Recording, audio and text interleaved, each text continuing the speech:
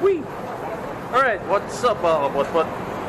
Mr. Kalakal here, and welcome to the vlog. Alright guys, so nandito na naman tayo sa showroom. I mean sa service center. And we have Elsa with us today sa ating vlog.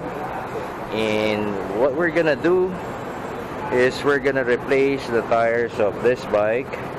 We're gonna be changing the tires to a dual sport na specs, yung Pirelli MT60. Alright, so perfect in attendance na tayo dito. So Tuesday, Thursday, Saturday lang kasi schedule ng show ng service center, and perfect attendance na tayo for the week. Sinunod-sunod ko na. Alright, so there you go mga kapotpot.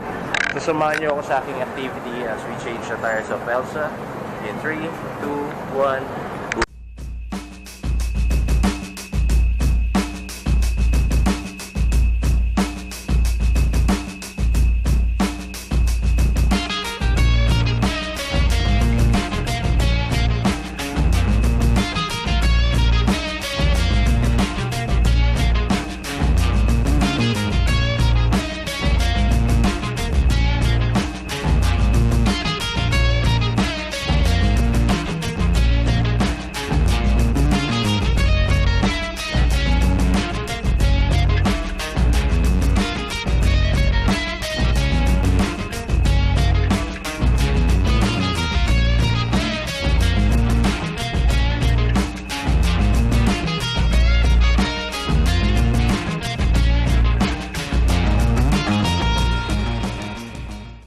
Alright, another busy day here at the service center. Si Sir Rodel, siya na rin sumasalang ng gawaan dito. So, ito yung mga naka-line up for servicing. Meanwhile, dito guys, pakita ko sa inyo yung tires na ikakabit natin. So, the tire has been delivered a few days ago, on Tuesday. And, ito na siya. This is a Pirelli MT60. Ganito yung stock tires guys ng Himalayan. And before nun sa Keyway, nakagamit tayo ng MT60, and surprisingly ang ganda ng kapit niya. Yun yung inabutan kami ng ulan sa Tagaytay with the classic boys. And sa mga kurbada hindi naman siya kumakabyos even on wet roads. Okay? So, yung specs na ikakabit natin sa rear, it's same pa rin ng stock pala. It's 120, 80, 18. For the front, it's 90, 90, 19. So, yan yung stock specs ng Royal Enfield Classic 350 and 500. Now, may isang dineliver na gulong dito. Mag-oversize siya ng harap. Likod, same specs pa rin, but for the front it's gonna be upgrading one size bigger, 190 by 19 na ikakabit niya, which is pogi. And torn between the two pa tayo if yun yung gagamitin natin, this one or this one. Okay, so bahala na mamaya. Meanwhile, here's what's happening at the service center. Yung mga RE owners yan, habang nag-aantay, nagkukwentuhan na din. So yan sila Sir Tommy Hill, and I forgot the name ni Sir Isa. So with his classic 500 and another classic 500 there. Okay, meanwhile guys, antay lang tayo ng turn natin para masikaso na tayo dahil reservation dito. Ang booking ko is 12 noon, so lunch break na rin muna sila. Okay, balik ako sa inyo. And so, after so many hours, it's our turn. So, Saturday kasi ngayon, marami nakaschedule ng PMS. So, inabot na tayo ng 3 o'clock. Pero, it's all good. Gagawin na to si Elsa. So, tires lang naman ay kakabit dito. Ayan na siya. Now, habang inaantay magawa to guys, papakita ko sa inyo yung trials nila. This is a limited edition from the Royal Enfield lineup. So same pa rin with classic. Ang pinagkaiba lang is yung frame may kulay na, fenders na iba, naging high rise na siya as compared dun sa bulky na na stock fender ng Classic. And what else? Ito yung skid plate niya, yung rear frame niya na detachable, iba na rin. So bolt-on parts lang din lahat yan. And yung rear fender, taillight, and the exhaust. Naka-high rise na to. So this is a order, and brand new bike, palit agad ng Motovita, fuel and seats. So the seats is comfortable din, sinakyan natin kanina, ganda. So may option naman yan pag bibili kayo ng bike sa Royal Enfield, pwede nyo pakabitan kagad ng slim seats like ito nasa trials. Alright, so yun lang naman. And at the same time, yan yung dream bike natin, GT Continental ND. Walang stock kasi na Interceptor ngayon dito, pero yun yung dream bike ko, yung Interceptor. Meanwhile, eto na, palit gulong na si Elsa, sana bumagay. So I'm sticking with the 90/90 tire sa harap dahil according to them, sasayad na raw dito sa may fender. That's the maximum tire size that I can do with this bike. So mamaya antayin natin kung anong kalalabasan nito. Okay, napalagad ko kayo mga kapotpot. Alright, baklas na yung gulong. Then may natutunan tayo ngayon. Yung akala nating adjuster na parehas, magkaiba pala. Mamaya pag binabalag, papakita namin sa inyo. So it's a good thing I decided to have my tires installed here at the service center. At least they know what to do. Mahirap na. And baklasan time naman sa harap. Yan. Alright guys, so in removing your front tire, before mo mabunot yung axle, kailangan mo nang luwagan dyan, tama? Ito, yung nut and bolt dito. You need to loosen this first so that you can remove the axle. Galing, hindi na kailangan ng kontrahan dito. Kaya hindi mo na ginamitan ng kontrahan. Hindi na. Pag unahin mo itong luwagan, bago itong luwagan itong... So luwag muna konti doon. Yes, sir. Then, saka mo luluwagin to. Yes, sir. Alright. Kasi ito yung nagpipigil, sir. Nice. There you go mga kapotpot. May natutunan na naman ako dito. And ayan, syempre yung tires na Pirelli MT60. Ganito yung stock tires na mga Himalayan. Nasa Himalayan dito. Ayun, may Himalayan doon, may Himalayan din dito. At siya. Woohoo!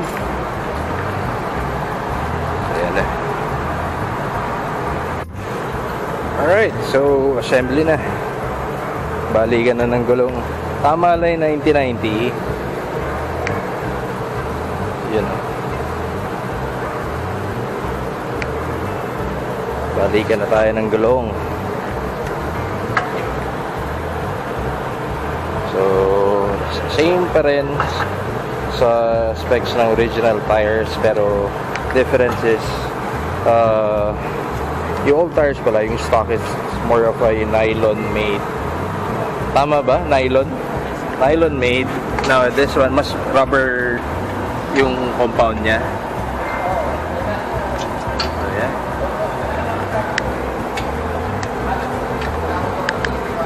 Hindi natin kalalabasan ng bike. Pwede na mamundok.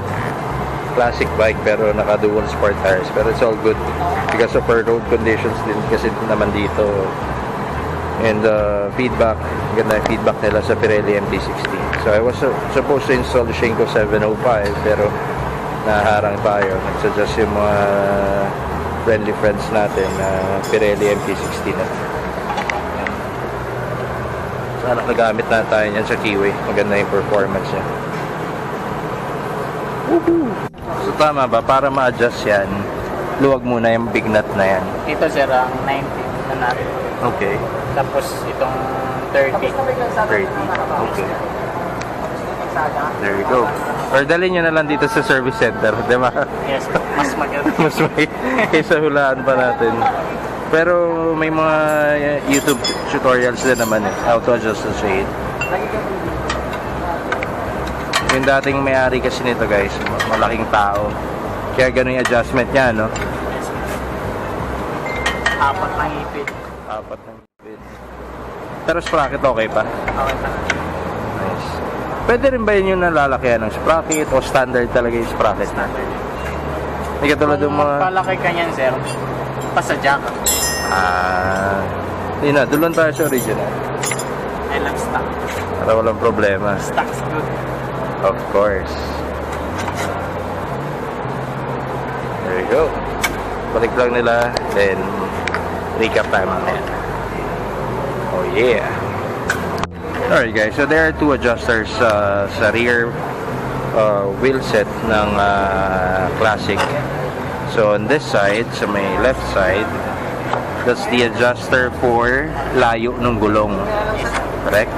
Now for the other side, this one, dito naman yung adjuster nung layo ng kadena. So every time let's say for example, naplatan kayo, kailangan nyo magpa-vulcanize and yung access sa service centers not that feasible. So ito lang, alisin lang to, not dito, di ba? Yes po, sir. Ito naka-husli na yan. Itong 24 lang. 24 lang. Huwag na pong galawin itong 30 mm. Okay. Wala na kayong gagalawin iba. Here lang, loosen that up. Then, pusa na rin luluwag yun dun din sa kabila, Yes diba? po. Nice. Ganun lang. Huwag nyo napapagalaw sa vulcanizing ibang mga nut dyan. So, ngayon alam ko na. Nag-iisa lang. Kaysa pag-eksperimentuhan nila. Problema yun pag hirapan sila eh. There you go mga kapotpot. So, as we have our bike service dito, medyo inaaral or tinatanong-tanong na rin natin para at least may konting alam din tayo, lalo na ako not that very familiar with the bike, paano maintenance nito, pero tanong-tanong lang din tayo.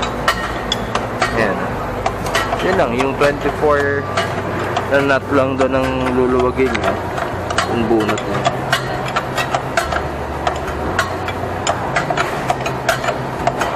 Ayos.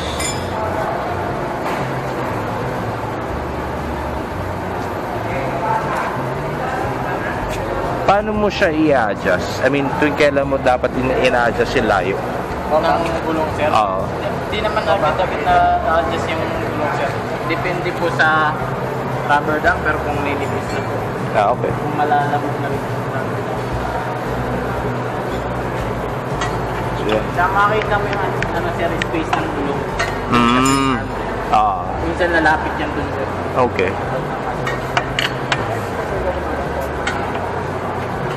Pala eh. Ganun lang yan mga kaputput. Sana na-gets natin. Alright, road test na si Elsa. Ayan na yung new tires niya. Tren.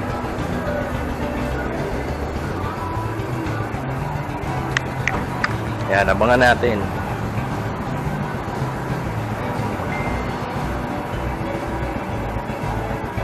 Yun na. Let's break in.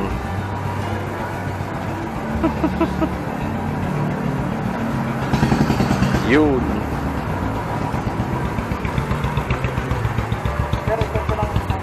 Sige lang.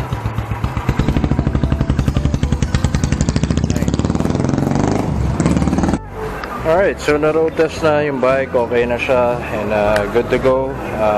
Settle lang tayo ng mga obligations natin dito sa service center. Then pag uwi, I'm gonna give you a quick recap of the activity na ginawa natin dito sa service center together with Elsa.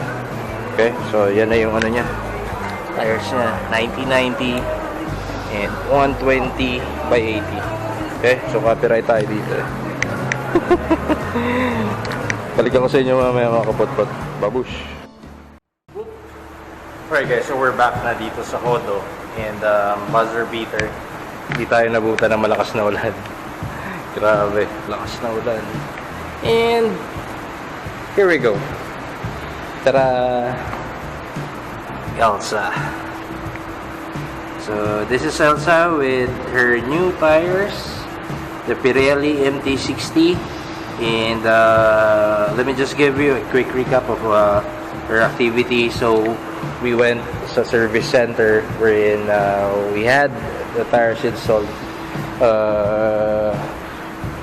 by our mga kapotpot doon. Sorry guys, nabablanko ko. Medyo nakipagabulan tayo sa ulan eh. So anyway, so pina-install natin itong tires natin na Pirelli MT60. For the front, this is 1990-19. Same specs with the stock tires na MRF, napakadulas. So ayan siya.